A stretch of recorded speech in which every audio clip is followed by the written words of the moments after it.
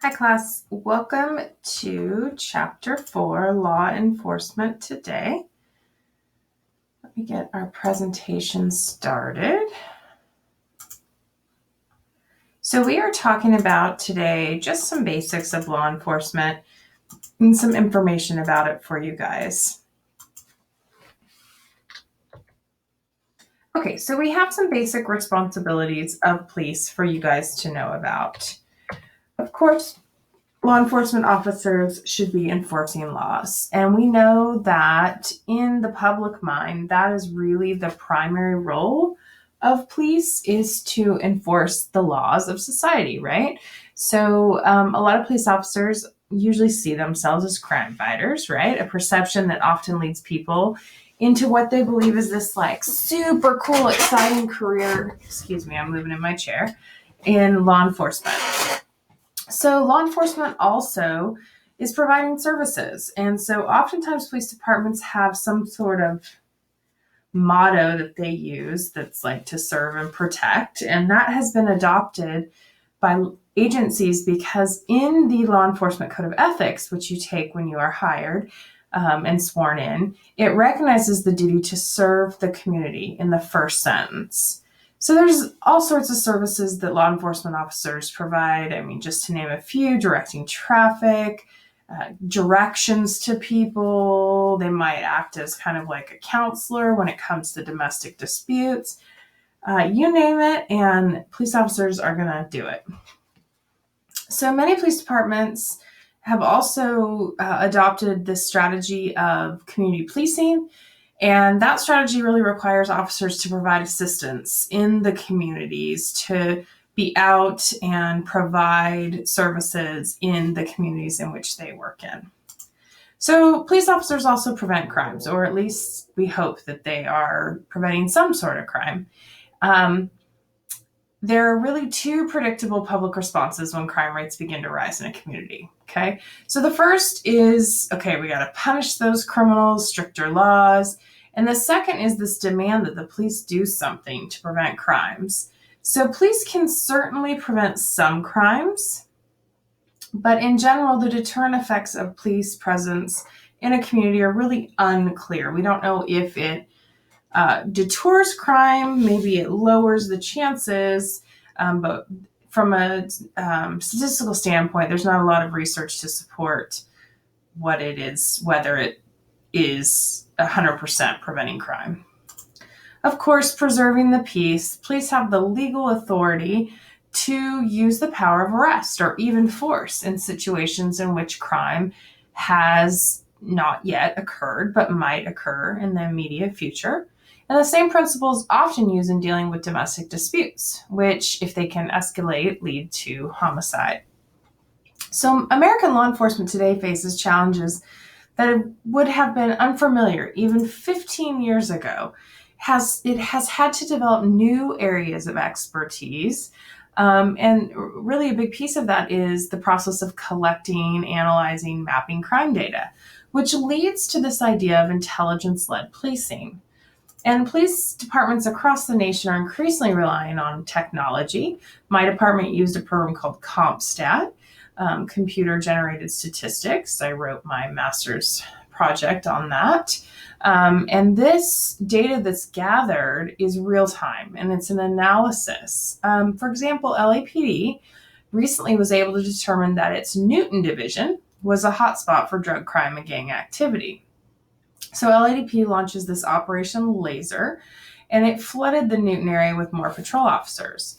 And over a 10-month period, Operation Laser resulted in a dramatic decrease in gun-related murders and other crimes. So LAPD's approach to crime is known as predictive policing or intelligence-led policing because it relies on data or intelligence concerning past crimes and patterns, and it does that to help predict future crime patterns. So one thing I want to talk about is this warrior guardian split in law enforcement. There are some veterans who are very wary of the influence that ILP has gained within this profession. And the continued importance of the human factor within law enforcement culture is, however, confirmed by what Samuel Walker calls the war going on for the soul of policing America. Boy, ain't that the truth? The war going on for the soul of policing in America. So one side of the war promotes protecting law enforcement officers and citizens through aggression and use of force, and the other side concentrates on de-escalation skills and avoidance of conflict. So you have the warrior mentality, and that is the mentality of, militarism. So law enforcement having a military type persona that is aggressive and, forceful, but it also works when done correctly. So then there's the guardian mentality, and the guardian mentality is more of the, counterbalance to that warrior mentality. And many law enforcement agencies are moving towards this guardian mentality, puts law enforcement officers almost like social workers. And the guardian approach stresses non-confrontational tactics to strengthen the bonds between the police officers and the communities they guard over. I think the key in this, you guys, is that it has to be well balanced. You can't be too much of a guardian and you can't be too much of a warrior. So counterterrorism, sorry guys, can't get that to turn. So counterterrorism is a big piece of law enforcement today. Since about 2001, of course, with 9/11, the DoD has donated billions of dollars worth of military equipment to local police departments. And more than 100 local and state police organizations now operate intelligence units, with at least one in each state. And most local police departments, although they don't have the resources to make it really a priority, the FBI has significant resources. They still struggle a bit in this field, but it is an important part of keeping domestic terrorist attacks down. Okay, so law enforcement 2.0. Let's talk about some of the training and requirements of being a police officer. So, of course, you need to be a citizen, right? And that's a big piece of it. So I want to share this with you. In 1961, police expert James Chenoweth commented that the methods used to hire police officers had changed little since 1829, when the first version of the modern police force was created in London, England. The past half century, however, has seen a number of improvements in the way that police administrators handle the task of recruitment or the development of a pool of qualified applicants of which to select new officers. So there's all these steps in being a law enforcement officer, becoming a law enforcement officer. You need to be a U.S. citizen, not have any felony convictions. You need to have a driver's license or be eligible to have a driver's license. Be at least 21 years of age to start. But some agencies are doing their testing at 20. I know Washington State Patrol tests at 20. So it depends on the agency. And you have to, of course, meet the physical requirements, weight, eyesight requirements. I've never seen a department have an actual said weight that you have to be, but you definitely have a physical test that you have to pass. Backgrounds. So beyond those minimum requirements, then you move on to an extensive background check. So they're going to be looking, maybe doing a drug test, looking at your educational records, driving records. They're not going to specifically be looking at, what was this guy's grade point? But hey, he says he has a degree from said college. Let's verify that, because people do make that stuff up. Credit checks, that's a big thing. Your credit does affect you in law enforcement. I know that I had a couple little dings on mine when I got hired that I had to explain. I was going through a divorce and there were some issues with some things that hadn't been paid. And so I had to sit in front of an interview panel and explain that. So keep that in mind as you establish credit if law enforcement is an area you would like to work in. So they might talk to your spouse, your acquaintances, previous employers, and they're definitely going to be looking if there's any convictions for criminal activity. You're usually going to have, if you're going to work in a larger department, some sort of psychological screening. I know that I had a psych eval. It was about 6 hours long, and many, many tests and many meetings with a psychologist. And what they're going to be looking at is your ability to handle stress, how you follow rules, how you use good judgment. Social media is a huge thing too. I would tell you all to keep that in mind. I was questioned on a post I put on, this really tells you my age, you guys, MySpace, which was like way a long time ago, by my chief at the time. Oh, actually I was dispatching at the time, but I was going through the hiring process to be an officer. And it was something very silly that wasn't political. It wasn't, I remember thinking this is really silly that I'm being questioned on this. But everything like that can be looked at in your background check. So one of the biggest dramatic changes that we're seeing is that law enforcement is becoming more of a professional career rather than just a job. So the big shift that we see is a lot of law enforcement officers have their college degrees or are working on college degrees. So in the 2010s, 84% of all police departments required at least a high school diploma, 10% required degrees from a 2-year college. So although a 4-year degree is necessary for moving up your ranks, and that's where if you want to go further than a sergeant, you probably need to finish up your degree. Also, if you want to go federal, FBI, or any of those other federal agencies, they are almost always going to require a 4-year college degree. Now, with training, it's going to be really dependent on the department, but there is a probationary period, and basically what that is can be anywhere from 6 to probably about 18 months, and saying that the recruit can be fired without cause, just because if he or she proves that they are inadequate to handle the challenges. Almost every state requires that police recruits pass through a training period. So you will have not only your academy training, but also your field training that happens. So in the police academy, it's going to be ran either by a state or a police agency, and it's going to give recruits controlled, militarized environment in which they receive their introduction to the world of being a police officer. They're taught laws of search and seizure, arrest, interrogation, how to use weapons, when to use weapons, how to secure crime scenes, interviewing witnesses, first aid, self-defense, all of these things. My academy was 9 weeks. It was in the state capital of South Carolina, Columbia, South Carolina, and I traveled there and would go home on the weekends if I could.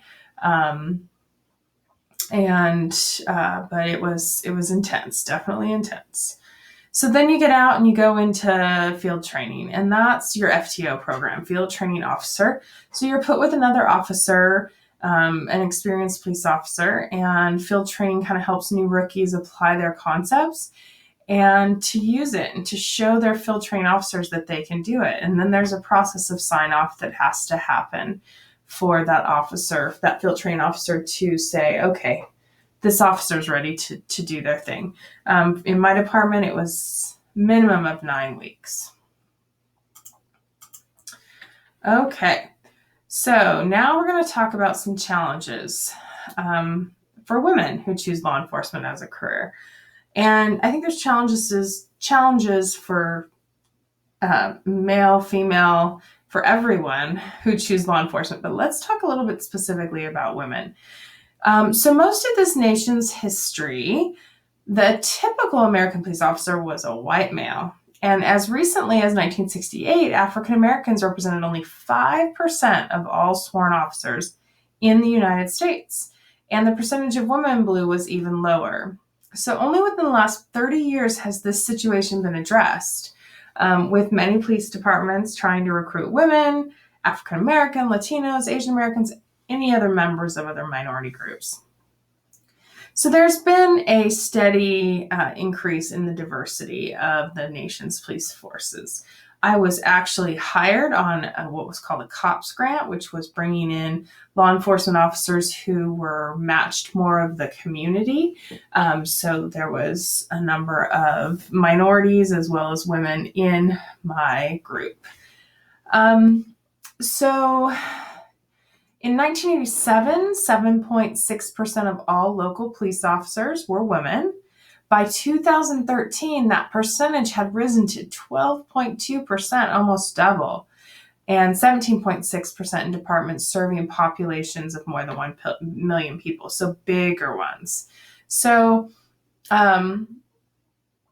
it's less impressive when we think that women make up more than half of the population of the United States, but we're getting there. We're getting there. So there are several reasons for the low levels of women serving as police officers in the United States. First and foremost, American culture tells us that policing is man's work. It's a man's job. So many qualified women never consider entering the field. According to the National Association of Women Law Enforcement Executives, only about 220 women hold top leadership positions in America's approximately 14,000 local police agencies. So because of this, female police officers have few superiors who might be able to mentor them in what can often be a hostile work environment. Many police officers feel that their female counterparts are mentally soft, physically weak, and generally unsuited for the rigors of the job. But at the same time, male officers often try to protect female officers by keeping them out of hazardous situations. And this denies women the opportunity of being able to prove themselves. I have so much I could say to you guys about this topic of women in police force, having been a woman police officer. But the biggest thing is that you can do anything you want to do, regardless of your gender. And I always felt very much supported, and feel that my sex did not hinder really anything in my law enforcement profession. But you do have to you got to be rough around the edges. You got to be able to handle some things that are a little bit different than when you work in a other area that isn't quite as tough, we'll say. So there's this term called tokenism, and this is the belief that you've been hired or promoted to fulfill diversity requirements and not earned your position. You know, I think female officers are much more likely to be able to talk to people. And I don't mean that in a bad way, but I think we're all slotted to do things a little bit different in life. And one of my best traits when I was working on the road was just my ability to talk to people, and sometimes I could get a murder confession way before any of my male counterparts, just simply because I knew how to talk to people. So most of the negative attitudes towards female police officers are based on prejudice more than really an actual experience. So a lot of studies have been shown that there is little difference between performance of men and women in uniform. So according to a female officer interviewed by a researcher, the guys can view you as a sex object. Quote, anecdotal evidence suggests that this attitude is commonplace in most police departments and often leads to sexual harassment of female police officers. Sexual harassment involves a pattern of unwelcome sexual advances or unseen remarks. Yeah, it exists. It's there. never something that I felt like rose to a case of sexual harassment. But you do have to have thick skin sometimes to some jokes or things. And you know what? It was okay for me, and I did okay with it because I just those types of things don't really bother me. And so whether it was considered sexual harassment or not, I don't believe so. But it is something to be aware of, and this is real life, you guys. This is criminal justice. I mean, this is where I'm going to tell it to you, just like it is. I wish I was in a classroom having this conversation, but it is something to be aware of. So, we're going to talk about challenges that are faced by minorities in the police force, double marginality, which is double suspicion that minority officers face from their white colleagues in their community. So during a protest outside 4th Precinct Police Headquarters in North Minneapolis, a young African-American woman turned her attention to a Black police officer guarding the station. "You are helping them kill us, your own race," she shouted, calling the officer an Uncle Tom and encouraging him to commit suicide. This woman's insults highlight the problem of double marginality. And this term refers to a situation in which minority officers are viewed with suspicion by both sides. White police officers believe that minority officers will give members of their own race or ethnicity better treatment. And those same minority officers face hostility from members of their own community who are under the impression that Black and Latino officers are traitors to their race or ethnicity. So this is a really sad existence for law enforcement, that we even have to explain this to you in a CJ 101 class, because it's sad that our law enforcement community and our communities, minority communities, have come to this point. So it's unfortunate. So there are lots of benefits, of course, to having a diverse police force. It's good to have representation for every community. And so I think it's important to understand that there is a benefit for there to be every color and rainbow, just like in any other profession. So let's talk about some agencies. Finish up here. So we have municipal law enforcement agencies. So of the 3 levels, these have the broadest authority. And if you're part of a large force or just, one of 5, Soap Lake, some of these smaller agencies, you can be responsible for a wide spectrum of duties, noise complaints to investigating homicides. So as the department gets bigger, of course, those roles are spread out more between officers.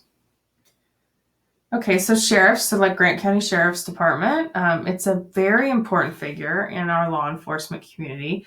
Almost every one of the more than 3,000 counties in the United States, except those in Alaska and Connecticut, has a sheriff. As elected officials who do not necessarily need a background in law enforcement, sheriffs resemble their counterparts from the political era of policing. The sheriff is also a politician, and sometimes when a new sheriff is elected, he or she will sometimes repay political debts by appointing new deputies or promoting those who have given him or her support. So, like municipal police forces, sheriff's departments vary in size. 80% of all sheriff's departments are responsible for investigating violent crimes. Then other common responsibilities of a sheriff's department are, investigating drug crimes. They maintain the county jail, carrying out civil and criminal processing, keeping order in the courthouse. So some of those things are all responsibilities of the sheriffs.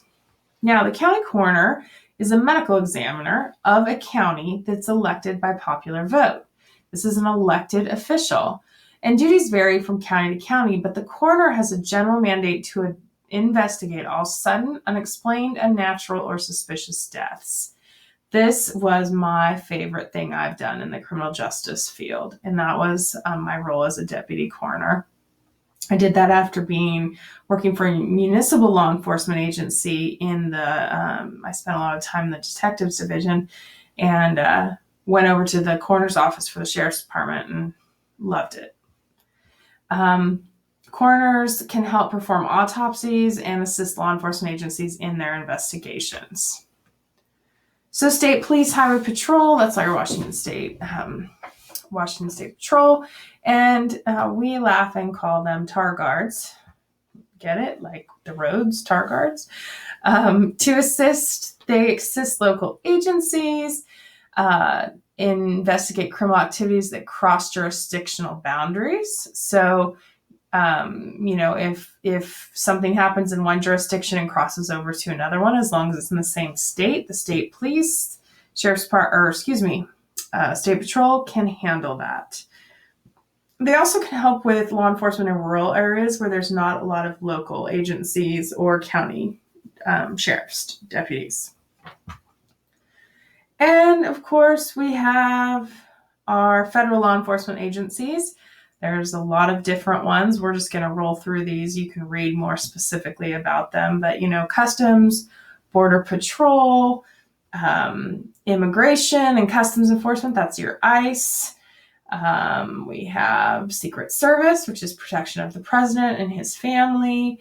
FBI, of course. Those are violations of federal law. DEA are going to look at controlled substances, ATF, alcohol, tobacco, firearms. The U.S. Marshals, which are going to be looking at the quest for finding wanted individuals. I want to give you a little more information to make sure I'm telling you that correctly. Oldest federal law enforcement agent, U.S. Marshals. George Washington started them, 1789. It says the relationship between the U.S. Marshal Service and the federal courts continues today, forms a basis for the officers' main duties. So they're providing security at federal courts, controlling property that was seized by federal courts, protecting government witnesses, transporting federal prisoners, investigating violations of fugitive laws. So the marshals might get involved when you've got, they're serving warrants, they're looking for people that have crossed state lines. IRS, we all know what that is. There's multiple agencies at the level of federal. And then, of course, private security. This is even with local, state, federal law enforcement, we also have private security agencies that do guard and patrol services, and they're there to deter crime, not really stop it. But every state has its own rules on, what security agencies can and can't do as far as if they're armed or what that's used for. Okay, so we are gonna stop there. You'll be able to read a little bit more about that security. I don't want to roll on through this lecture and make it too long. All right, thank you for joining me for Chapter 4's lecture.